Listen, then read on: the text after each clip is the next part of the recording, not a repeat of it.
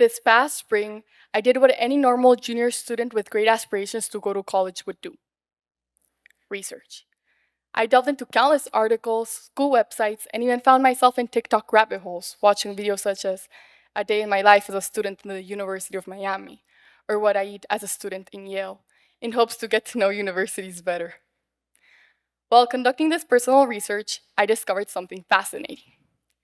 At Davidson College, students often find dollar bills lying on the rocks around campus, which remained untouched unless reclaimed by their original owners.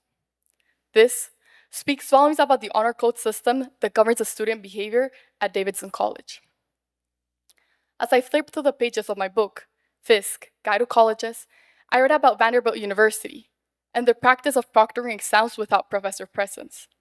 Students are so responsible and hold themselves accountable that there's no need for supervision during exams.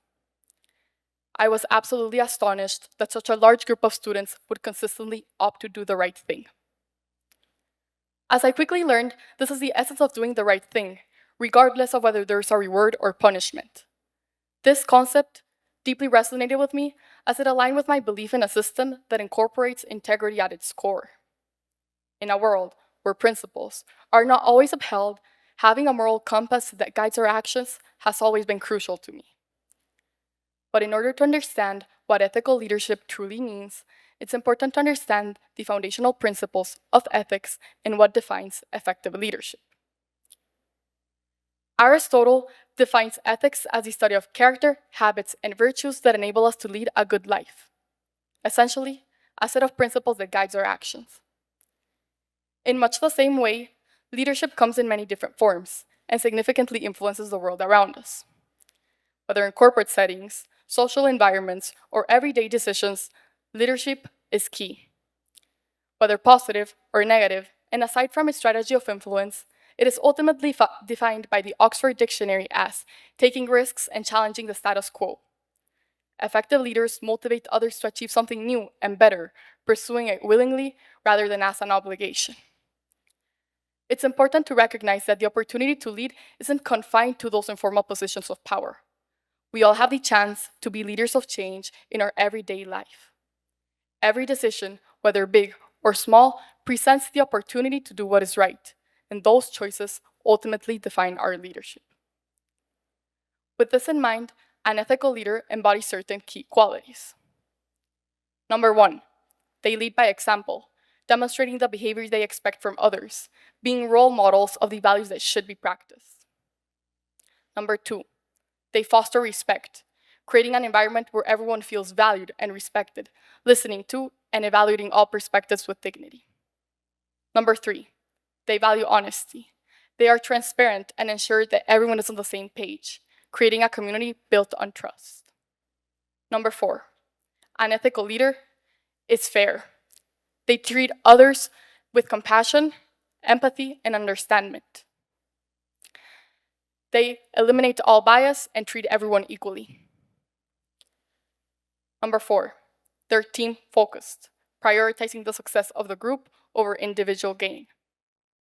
And lastly, number 5, they are kind to everyone, treating others with compassion, empathy, and understanding.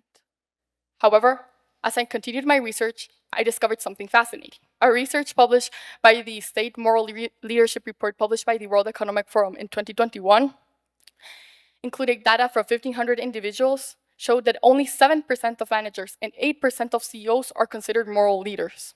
And while this data only reflects a business corporate environment, it underscores a broader issue. The importance of ethical leadership in modern societies is often overlooked by the relentless pursuit of success and power. This made me question, why don't people always choose to do the right thing? Most of the time, it boils down to not having their ethics straight or prioritizing personal gain over what is considered doing what's right. People are influenced by number 1, the pursuit of success and power. People make decisions based on how they want to be perceived by others or in hopes of climbing a social ladder, often overlooking ethics to gain authority. Number 2, individual gain. Sometimes, individuals make decisions that will benefit their individual success rather than the community as a whole. Number 3, poor judgment.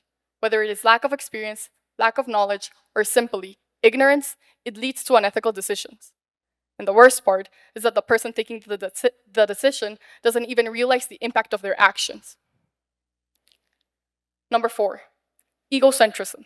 Work by psychologists Sigmund Freud and Jean Piaget, a focus on oneself leads to selfish behavior. And lastly, number 5, a lack of prioritizing integrity. In most of our environments, integrity is not emphasized or rewarded, making it less likely for individuals to consider it when making decisions.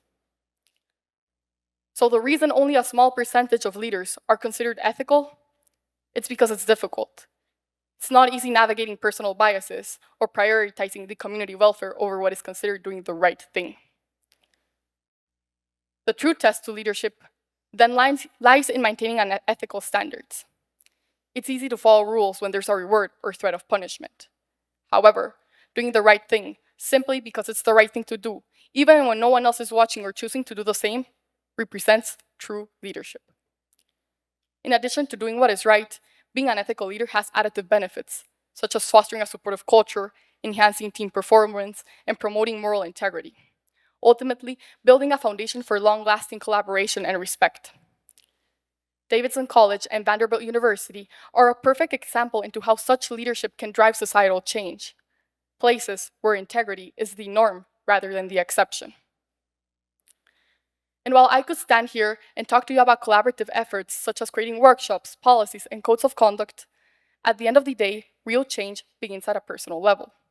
This is why I encourage you and those around you to start using your deliberate thought process to make decisions, as meaningful change begins with personal commitment. Humans have two types of thinking, the intuitive and the deliberate thought process. The intuitive system is fast, automatic, and often driven by emotion.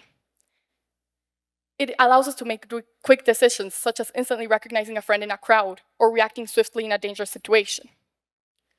On the other hand, the deliberate thought process is effortful and more complex.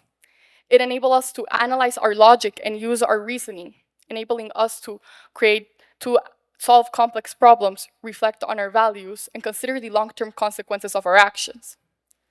So, while the intuitive system can be helpful in certain situations, the deliberate thought process is essential when taking those decisions that have significant implications towards others or when trying to solve complex problems.